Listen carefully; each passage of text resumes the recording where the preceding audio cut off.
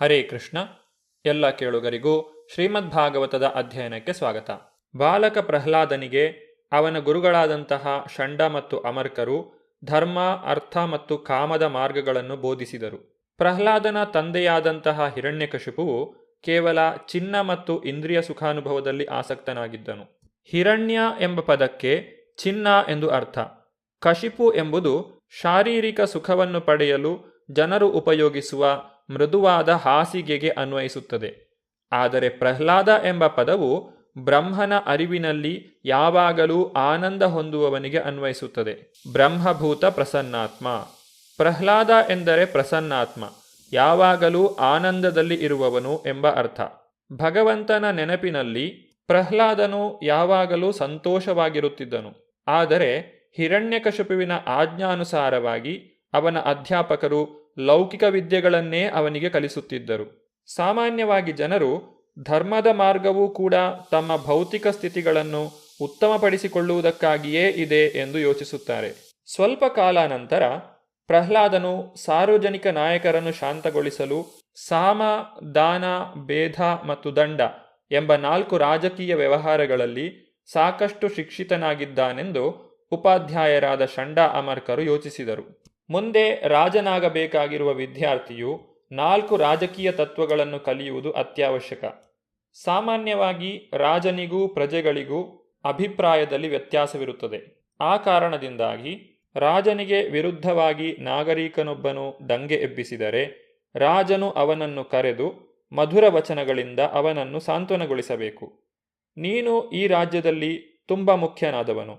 ಕ್ಷೋಭೆಗೆ ಹೊಸ ಕಾರಣವನ್ನು ಹೂಡಿ ನೀನೇಕೆ ಪ್ರಜೆಗಳನ್ನು ಉದ್ರೇಕಿಸುತ್ತೀಯೇ ಎಂದು ಅವನಿಗೆ ಸಮಾಧಾನದ ಮಾತುಗಳನ್ನು ಹೇಳಬೇಕು.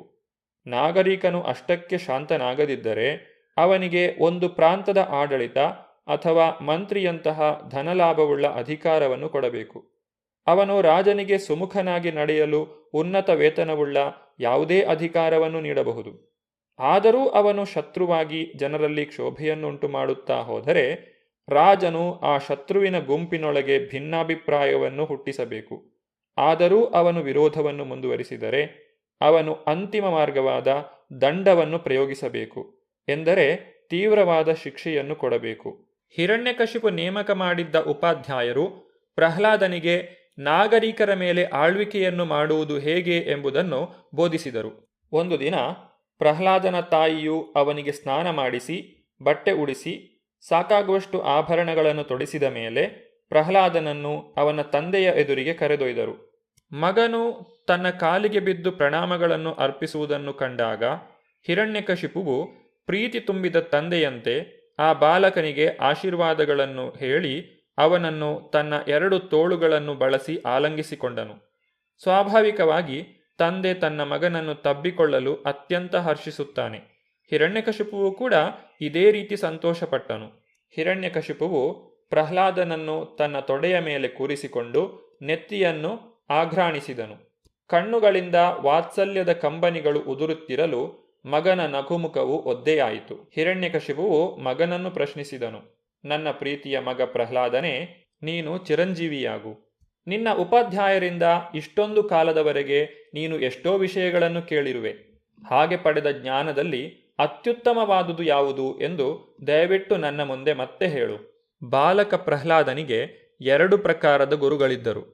ಶುಕ್ರಾಚಾರ್ಯರ ಮಕ್ಕಳಾದ ಷಂಡ ಅಮರ್ಕರು ಅವನ ತಂದೆಯಿಂದ ನಿಯೋಜಿಸಲ್ಪಟ್ಟ ವಂಶಪಾರಂಪರ್ಯದಿಂದ ಬಂದಂತಹ ಗುರುಗಳು. ಪ್ರಹ್ಲಾದನು ತನ್ನ ತಾಯಿಯ ಗರ್ಭದಲ್ಲಿದ್ದಾಗಲೇ ಅವನಿಗೆ ಉಪದೇಶವನ್ನು ಕೊಟ್ಟಿದ್ದ ಮಹಾಮಹಿಮ ನಾರದ ಮುನಿಗಳು ಅವನ ಇನ್ನೊಬ್ಬ ಗುರುಗಳು. ತಂದೆ ಹಾಕಿದ ಪ್ರಶ್ನೆಗೆ ಪ್ರಹ್ಲಾದನು ತನ್ನ ಆಧ್ಯಾತ್ಮಿಕ ಗುರುಗಳಾದ ನಾರದರಿಂದ ತಾನು ಸ್ವೀಕರಿಸಿದ್ದ ಉಪದೇಶವನ್ನು ಉತ್ತರವಾಗಿ ನೀಡಿ ಪ್ರತಿಕ್ರಿಯಿಸಿದನು. ನಾರದ ಮುನಿಗಳಿಂದ ತಾನು ಕಲಿತಿದ್ದಂತಹ ಅತ್ಯುತ್ತಮವಾದಂತಹ ವಿಚಾರವನ್ನು ತನ್ನ ತಂದೆಗೆ ತಿಳಿಸಲು ಇಚ್ಛಿಸಿದನು. ಹಿರಣ್ಯಕಶಿಪುವಾದರೋ ಷಂಡ ಅಮರ್ಕರಿಂದ ಪ್ರಹ್ಲಾದನು ಏನನ್ನು ಕಲಿತಿದ್ದಾನೆ ಎಂಬುದನ್ನು ತಿಳಿಯಲು ಅಪೇಕ್ಷಿಸಿದ್ದನು. ಇದರಿಂದಾಗಿ ಅವರಲ್ಲಿ ಮತ್ತೆ ಅಭಿಪ್ರಾಯ ಭೇದ ಉಂಟಾಯಿತು.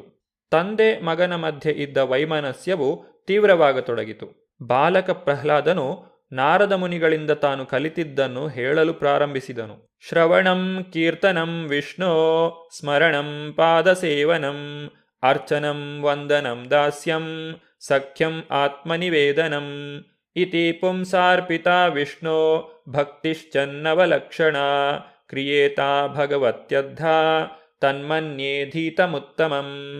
ಭಗವಾನ್ ವಿಷ್ಣುವಿನ ಲೋಕೋತ್ತರ ಪವಿತ್ರ ನಾಮ, ರೂಪ, ಗುಣಗಳು, ಪರಿಕರಗಳು, ಲೀಲೆಗಳ ಶ್ರವಣ, ಕೀರ್ತನ, ಅವುಗಳ ಸ್ಮರಣ, ಭಗವಂತನ ಚರಣಾರವಿಂದಗಳ ಸೇವೆ, ಭಗವಂತನಿಗೆ ಷೋಡಶೋಪಚಾರ ಪೂರ್ವಕವಾಗಿ ಭಕ್ತಿಯಿಂದ ಪೂಜೆಯನ್ನು ಅರ್ಪಿಸುವುದು, ಭಗವಂತನಿಗೆ ವಂದನೆ, ಪ್ರಾರ್ಥನೆಯನ್ನು ಸಲ್ಲಿಸುವುದು, ಅವನ ದಾಸನಾಗುವುದು, ಭಗವಂತನನ್ನೇ ಶ್ರೇಷ್ಠ ಸಖನನ್ನಾಗಿ ತಿಳಿದುಕೊಳ್ಳುವುದು, ಸರ್ವಸ್ವವನ್ನು ಭಗವಂತನಿಗೆ ನಿವೇದಿಸುವುದು, ಭಗವಂತನಿಗೆ ಕಾಯೇನ ವಾಚಾ ಮನಸಾ ಸೇವೆ ಸಲ್ಲಿಸುವುದು, ಈ 9 ಪ್ರಕ್ರಿಯೆಗಳು ಪರಿಶುದ್ಧ ಭಕ್ತಿ ಸೇವೆಯೆಂದು ಅಂಗೀಕೃತವಾಗಿವೆ. ಈ 9 ರೀತಿಗಳಲ್ಲಿ ಕೃಷ್ಣನ ಸೇವೆಯನ್ನು ಮಾಡಲು ತನ್ನ ಜೀವನವನ್ನು ಮುಡಿಪಾಗಿಟ್ಟಿರುವವನನ್ನು ಅತಿ ಶ್ರೇಷ್ಠ ವಿದ್ಯಾವಂತನೆಂದು ತಿಳಿಯಬೇಕು, ಏಕೆಂದರೆ ಅವನು ಸಂಪೂರ್ಣ ಜ್ಞಾನವನ್ನು ಪಡೆದುಕೊಂಡಿರುತ್ತಾನೆ. ಭಗವಂತನ ಭಕ್ತನು ಭಕ್ತಿ ಸೇವೆಯಲ್ಲಿ ಮಾತ್ರ ಆಸಕ್ತನಾಗಿರುತ್ತಾನೆ, ಲೌಕಿಕ ವ್ಯವಹಾರಗಳಲ್ಲಿ ಅಲ್ಲ. ಭಗವಂತನಿಗೆ ಭಕ್ತಿ ಸೇವೆಯನ್ನು ಸಲ್ಲಿಸಲು ವ್ಯಕ್ತಿಯು ಯಾವಾಗಲೂ ಭಗವಂತನ ಶ್ರವಣ ಕೀರ್ತನೆಗಳಲ್ಲಿ ತೊಡಗಬೇಕು. ದೇವಾಲಯದಲ್ಲಿ ಮಾಡುವ ಪೂಜಾ ಪ್ರಕ್ರಿಯೆಯನ್ನು ಅರ್ಚನಾ ಎಂದು ಕರೆಯುತ್ತಾರೆ. ಅರ್ಚನೆಯನ್ನು ಮಾಡುವುದು ಹೇಗೆ ಎಂಬುದನ್ನು ಇಲ್ಲಿ ವಿವರಿಸಲಾಗಿದೆ. ಎಲ್ಲರ ಹಿತೈಷಿಯಾದ ಮಿತ್ರನು ನಾನೇ ಎಂದು ಹೇಳುವ ಭಗವಂತನ ಮಾತಿನಲ್ಲಿ ಸಂಪೂರ್ಣ ಶ್ರದ್ಧೆಯನ್ನು ಇಡಬೇಕು. ಭಕ್ತನು ಭಗವಂತನನ್ನು ತನ್ನ ಏಕಮಾತ್ರ ಮಿತ್ರನೆಂದು ಪರಿಗಣಿಸುತ್ತಾನೆ. ಇದಕ್ಕೆ ಸಖ್ಯ ಎಂದು ಹೆಸರು. ಪ್ರತಿಯೊಬ್ಬನೂ ಭಗವಂತನಿಗೆ ಭಕ್ತಿ ಸೇವೆಯನ್ನು ಸಲ್ಲಿಸಬಹುದು. ಸ್ತ್ರೀಯೋ ವೈಶ್ಯಸ್ ತಥಾ ಶೂದ್ರಸ್ತೇಪಿ ಯಾಂತಿ ಪರಾಂಗತಿಂ. ಭಗವದ್ಗೀತೆಯಲ್ಲಿ ದೃಢಪಡಿಸಿರುವಂತೆ ಸ್ತ್ರೀಯರು, ವೈಶ್ಯರು, ಶೂದ್ರರು ಯಾರೇ ಆದರೂ ಕೂಡ ಭಗವಂತನ ಭಕ್ತಿ ಸೇವೆಯನ್ನು ಮಾಡಲು ಸಾಧ್ಯ. ಒಬ್ಬ ವ್ಯಕ್ತಿಯು ಯಾವ ಕುಲದಲ್ಲಿ ಜನಿಸಿದ್ದಾನೆ ಎಂಬುದು ಇಲ್ಲಿ ಮುಖ್ಯವಾಗುವುದಿಲ್ಲ. ಭಗವಂತನಲ್ಲಿ ಆತನಿಗಿರುವಂತಹ ಶ್ರದ್ಧೆಯಷ್ಟೇ ಮುಖ್ಯ. ಒಬ್ಬ ವ್ಯಕ್ತಿಯು ತನ್ನಲ್ಲಿರುವ ಸರ್ವಸ್ವವನ್ನು ಭಗವಂತನಿಗೆ ಅರ್ಪಿಸುವುದನ್ನು ಸನ್ಯಾಸ ಎಂದು ಕರೆಯುತ್ತಾರೆ. ಶರೀರ, ಮನಸ್ಸು ಮತ್ತು ಮಾತುಗಳನ್ನು ಸನ್ಯಾಸಿಯು ಭಗವಂತನಿಗೆ ಅರ್ಪಿಸಿರುತ್ತಾನೆ.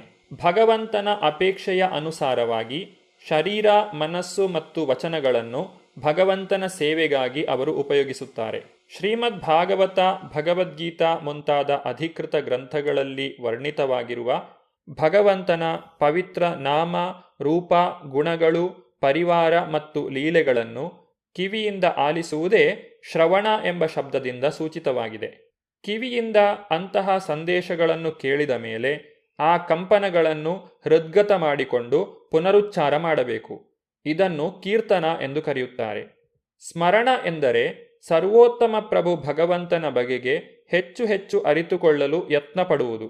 ಪಾದಸೇವನಂ ಎಂದರೆ ಕಾಲ ಮತ್ತು ಸಂದರ್ಭಗಳಿಗೆ ಅನುಗುಣವಾಗಿ ಭಗವಂತನ ಪಾದಾರವಿಂದಗಳ ಸೇವೆಯಲ್ಲಿ ತನ್ನನ್ನು ತೊಡಗಿಸಿಕೊಳ್ಳುವುದು. ಅರ್ಚನಂ ಎಂದರೆ ದೇವಾಲಯದಲ್ಲಿ ಭಗವಂತನನ್ನು ಪೂಜಿಸುವುದು. ವಂದನಂ ಎಂದರೆ ಗೌರವಪೂರ್ವಕ ಪ್ರಣಾಮಗಳನ್ನು ಅರ್ಪಿಸುವುದು.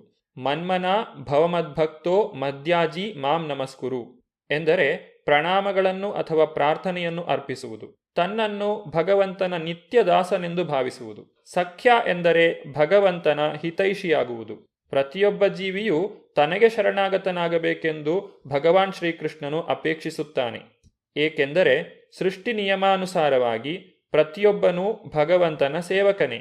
ಆದ್ದರಿಂದ ಭಗವಂತನ ಪ್ರಾಮಾಣಿಕ ಸ್ನೇಹಿತನಾಗಿ ವ್ಯಕ್ತಿಯು ಪ್ರತಿಯೊಬ್ಬರನ್ನೂ ಭಗವಂತನಿಗೆ ಶರಣಾಗತರಾಗಲು ಕೋರಿ ಈ ದರ್ಶನವನ್ನು ಪ್ರಚಾರ ಮಾಡಬೇಕು.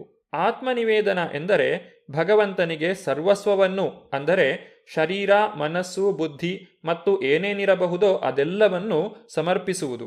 ಭಕ್ತಿ ಸೇವೆಯ ಈ 9 ಪ್ರಕ್ರಿಯೆಗಳನ್ನು ಆಚರಿಸಲು ಮಾಡುವ ಶ್ರದ್ಧಾಮಯ ಪ್ರಯತ್ನವೇ ಶಾಸ್ತ್ರೀಯವಾಗಿ ಭಕ್ತಿ ಎನಿಸಿಕೊಳ್ಳುತ್ತದೆ. ವ್ಯಕ್ತಿಯು ತನ್ನನ್ನು ಸಂಪೂರ್ಣವಾಗಿ ಭಗವಂತನಿಗೆ ಅರ್ಪಣೆ ಮಾಡಿಕೊಂಡು ಧರ್ಮದಿಂದ ನಡೆದುಕೊಳ್ಳಬೇಕು. ಅಂದರೆ ಯಾರೂ ತಮ್ಮ ಇಂದ್ರಿಯಗಳ ತೃಪ್ತಿಗಾಗಿ ಕರ್ಮವನ್ನು ಆಚರಿಸಬಾರದು, ಅದನ್ನು ಭಗವಂತನ ತೃಪ್ತಿಗಾಗಿ ಆಚರಿಸಬೇಕು.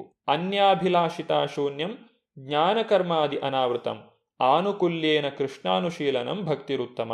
ಮಾನವನು ಪರಮಪ್ರಭು ಶ್ರೀಕೃಷ್ಣನಿಗೆ ಅನುಕೂಲ ಬುದ್ಧಿಯಿಂದ ಲೋಕೋತ್ತರ ಪ್ರೀತಿಮಯ ಸೇವೆಯನ್ನು ಸಲ್ಲಿಸಬೇಕು. ಹಾಗೆ ಮಾಡುವಾಗ ಫಲಾನುಬಂಧಿ ಕ್ರಿಯೆಗಳಿಂದಾಗಲಿ, ತತ್ವಶಾಸ್ತ್ರೀಯ ಊಹಾತ್ಮಕ ಚಿಂತನೆಯಿಂದಾಗಲಿ, ಭೌತಿಕವಾದ ಲಾಭ ಅಥವಾ ಪ್ರಯೋಜನವನ್ನು ಪಡೆಯುವ ಆಸೆಯಿಂದಾಗಲಿ ಇದನ್ನು ಮಾಡಬಾರದು. ಇದನ್ನೇ ಪರಿಶುದ್ಧ ಭಕ್ತಿ ಸೇವೆ ಎಂದು ಕರೆಯುತ್ತಾರೆ. ಫಲಾನುಬಂಧಿಯಾದ ಜ್ಞಾನದಿಂದಾಗಲಿ ಕರ್ಮದಿಂದಾಗಲಿ ಪ್ರಭಾವಿತನಾಗದೆ ವ್ಯಕ್ತಿಯು ಸುಮ್ಮನೆ ಭಗವಾನ್ ಶ್ರೀಕೃಷ್ಣನನ್ನು ತೃಪ್ತಿಪಡಿಸಬೇಕು. ಭಗವಂತನ ಪರಮಭಕ್ತನಾದ ಪ್ರಹ್ಲಾದನು ವಿವರಿಸಿದ ನವವಿಧ ಭಕ್ತಿಯ ಕುರಿತಾಗಿ ಇನ್ನಷ್ಟು ಹೆಚ್ಚಿನ ವಿಚಾರಗಳನ್ನು ನಾವು ಮುಂದಿನ ಸಂಚಿಕೆಯಲ್ಲಿ ತಿಳಿದುಕೊಳ್ಳೋಣ. ಧನ್ಯವಾದಗಳು. ಹರೇ ಕೃಷ್ಣ.